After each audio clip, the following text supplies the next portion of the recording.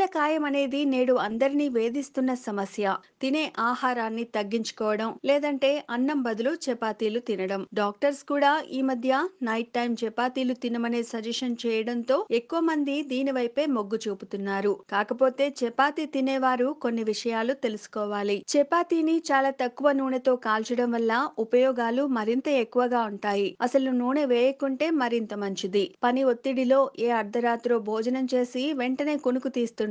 కానీ ఈ విధంగా చేయడం ఆరోగ్యానికి హానికరం. భోజనం చేయడానికి నిద్రపోవడానికి మధ్య గ్యాప్ ఉంటే బాగుంటుంది. అలా చేయలేని వారికి చపాతీ తీసుకోవడం ఉత్తమం. ప్లేట్ నిండుగా భోజనం చేసిన 2-3 చపాతీలు తిన్నా ఒకటేనని డాక్టర్స్ అంటున్నారు. అన్నం కంటే చపాతీలు శరీరానికి అధిక శక్తిని ఇస్తాయి. మన దేశంలో ఎక్కువ మంది రక్తహీనతతో కూడా బాధపడుతున్నారు. చపాతీ తినడం వలన ఈ సమస్యను అధిగమించొచ్చు. గోధుమల్లో ఐరన్ ఎక్కువగా ఉండడం వల్ల రక్తంలో హిమోగ్లోబిన్ శాతాన్ని పెంచుతుంది. నిద్రపోయేటప్పుడు శక్తి నామమాత్రంగానే ఖర్చవుతుంది. మనలోని క్యాలరీలు ఏమాత్రం తగ్గవు. అందుకే రాత్రి సమయంలో అన్నం తినడం వల్ల అది ఖర్చు కాకపోవడంతో కొవ్వుగా మిగిలిపోయి మనిషి లావయ్యే ప్రమాదం ఉంది. గోధుమల్లో ఎలాంటి కొవ్వు పదార్థాలు ఉండవు. ఎక్కువగా విటమిన్ బి, ఈ, copper, iodine, zinc, manganese, silicon, magnesium, calcium వంటి ఎన్నో ఖనిజాలు ఉంటాయి గోధుమల్లో.